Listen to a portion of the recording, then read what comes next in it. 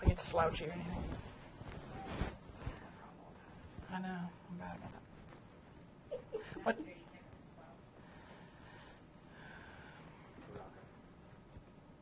You good? Yep. Ready? Ready, Freddie? Yes. You start by spelling your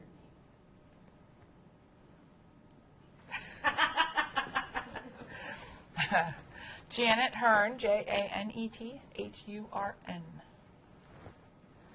What am I talking about first?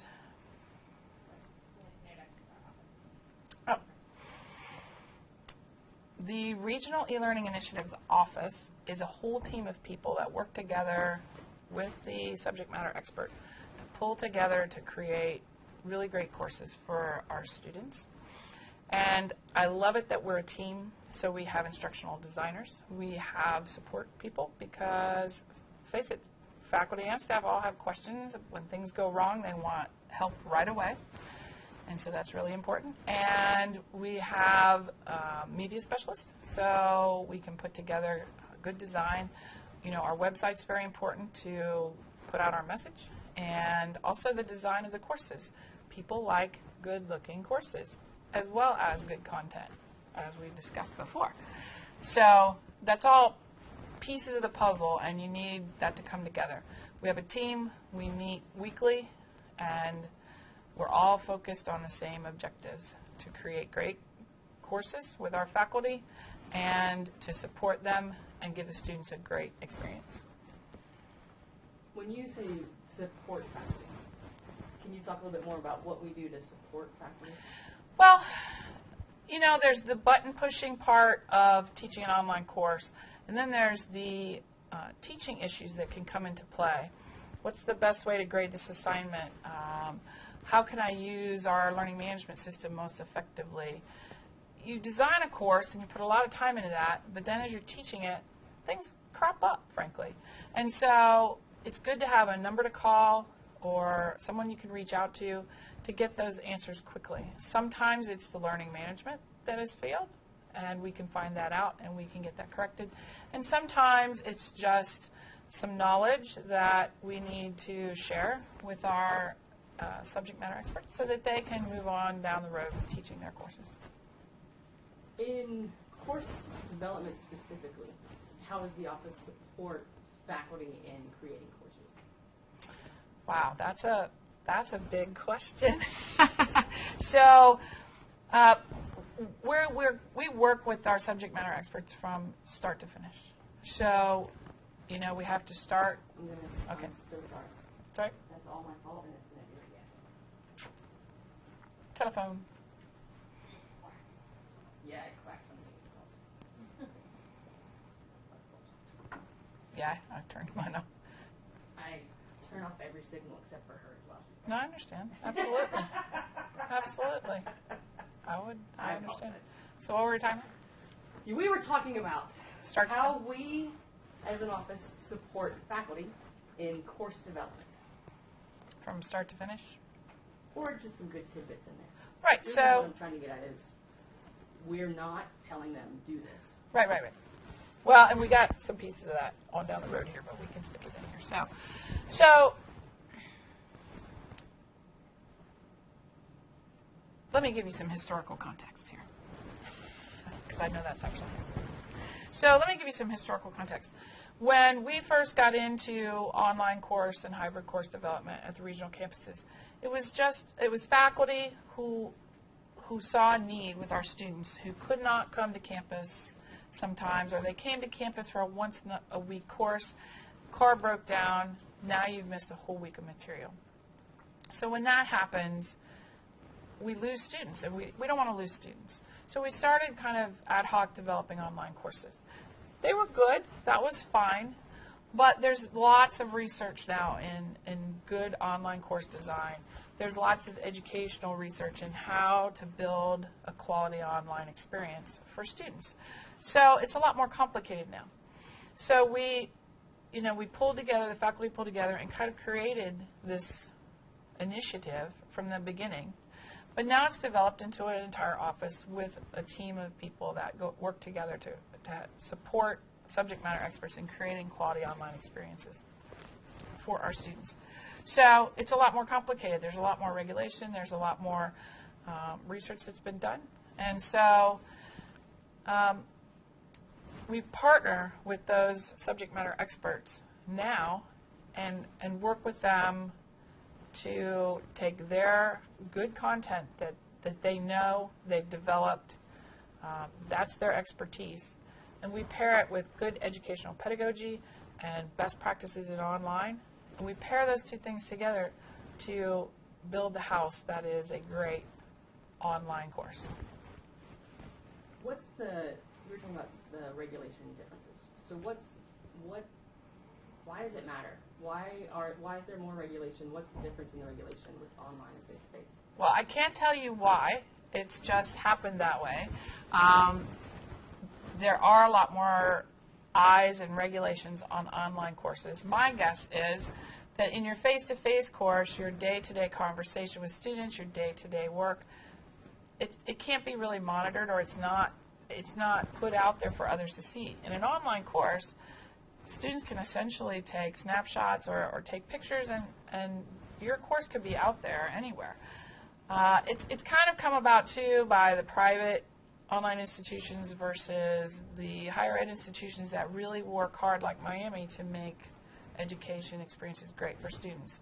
So there's a lot of eyes on it, and there's just more attention to the detail of an online course, what you are permitted to do, what you're not permitted to do, and there's so many different bodies that look at it. State authorization, Higher Learning Commission, the different governor's offices of the states, their Board of Regents, all these different eyes are looking at online a little more than face-to-face. Good or bad, that's the reality. The only thing I think that we still have to get in that is, so what makes, there's a lot of e-learning offices, so what makes our team different, our instructional design team?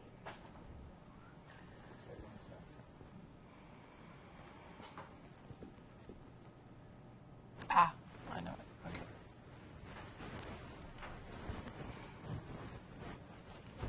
Gotcha.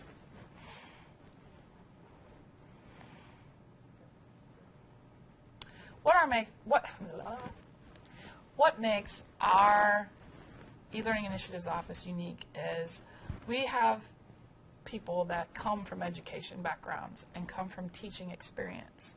A lot of our office actually teaches still. I come from a physics department, so we've been in there. We've taught face-to-face, we've taught online, some of us have taught hybrid. So we have those experiences. The rest of our team has intense training backgrounds and instructional design experience. So we bring that all together as a team, and that's what makes us special.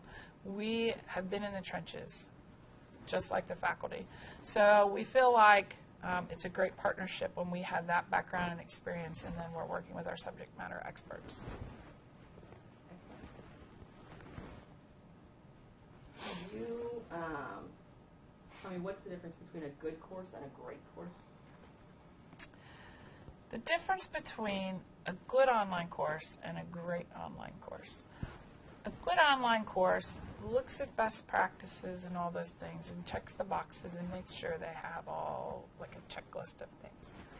A great online course is when we take our great Miami faculty and their knowledge, and we can bring that into the online course and make it uniquely a Miami experience.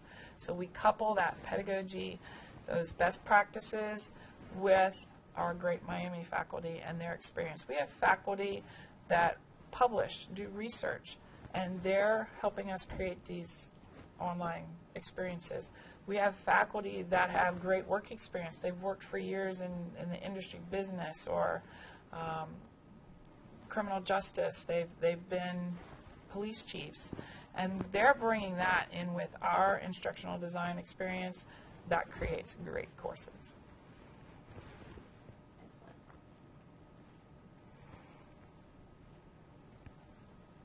So can you tell me a little bit about, in your course, you use interviews and student videos? So I teach Physics 121, which is Energy in the Environment. I feel like that's a great course for online. It's constantly changing. So what we do is we sneak in some physics lessons with talking about energy, environment, things that we all care about in our lives. And sometimes the students don't realize they care about that. But then I get them to start thinking they probably should care about that, which is really fun. So a couple of things I do in that course that are really fun. One activity is, and it's gotten way better since we put it online, but the activity is they have to interview some older generations of either family or friends and what kind of energy they used when they were younger. How did they do transportation? How did they heat their homes? How did they cook? It's a great assignment because they connect with some people in their family. Many of them say, I didn't know Grandma had to cook over a wood fire, and they had to feed the fire every night with coal to keep warm. So that's really eye-opening for them and how kind of good they have it today. The other great thing is we put it in a discussion board, so where they share this with each other. So they find out, culturally how they're different. Our students come from all over, so they find out that there are vast differences even based on their backgrounds or where they come from. And so that's really a unique experience, I think, that lesson provides. And another part of the course, I have them do video introductions of themselves. So they take their webcam or their telephone and they do a quick introduction. I guide them about some of the things they should talk about. But it's really great because you get that connection, then you build that community that's important in an online course. I get to know them. So I get to know kind of the things you don't see through the computer, their mannerisms. And then when I grade their material and I look at their discussions, I can put a face to that and I can kind of see their personality come through. So those are two things I really like doing in the online course. So if that's how the students show you their personality, who they are, how do you show the students your personality, who you are? That's a great question. So the way I try to bring my personality to the course is I usually do a video announcement every few weeks just to kind of encourage them, maybe do a wrap-up of a test or go over an assignment and talk about pieces of that assignment. But I usually do it either at home, have my dog sitting on my lap, or I might do it in my office.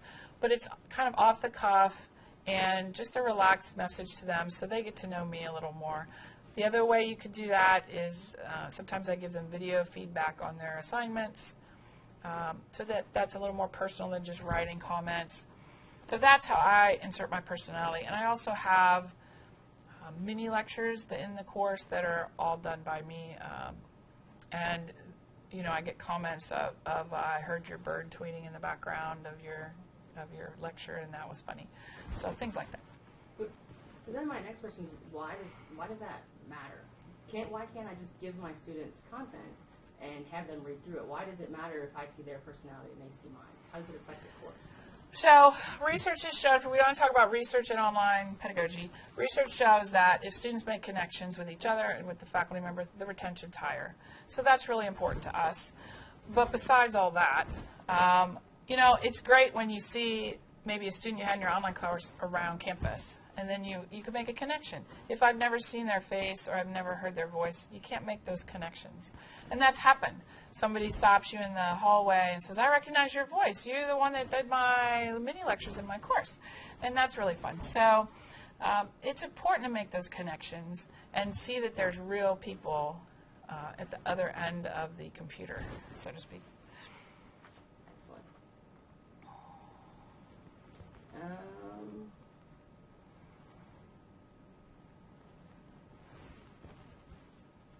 I know there's one story I still have to tell. But I have to.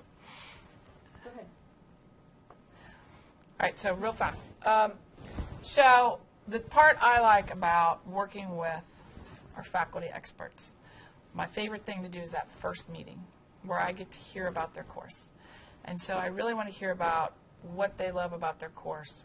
What about the subject matter for this particular course is exciting. I still contend that I don't know what I want to be when I grow up. So that's really fun for me to hear about all these different topics, criminal justice, nursing, business. I love it. And so they get excited about telling me about their material. Then I get excited about telling them ways that they can deliver that material online. And we list choices. What are some of the best practices? What are some activities they could do? What have we seen work? What have we seen not work? And then they listen to that, and then you'll see that light bulb go off, and they'll go, that's what I want to do in my course. And that's when I get all excited, and we're all ready to go to put the plan together and then implement that plan. And then I want to take everybody's courses when I'm done. Can you give me an example, and you might not be able to, of something that came out of that meeting? So you have that meeting, you talk about their content, they're really excited about it, you have ideas. What is something that came from that somebody put in their course and you think, wow, that's awesome? Well, the first example I could think of is that the faculty member described to me how a concept it was difficult for them to get across to their students. So it was about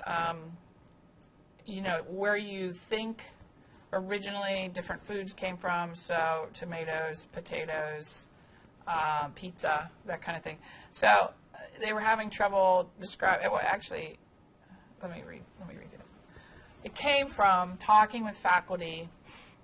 With a faculty member wanting to do an exercise to get students to understand trade routes and where things came from originally, that we have a misconception of where tomatoes came from or potatoes or things like that.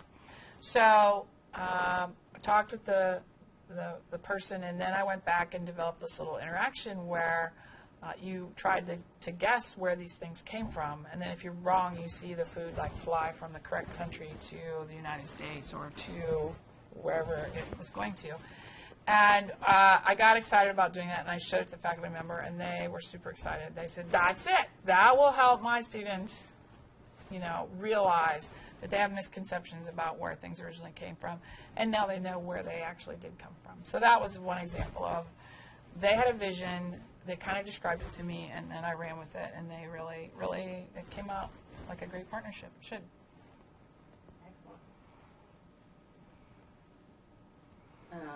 I'd like to talk a little bit about that partnership.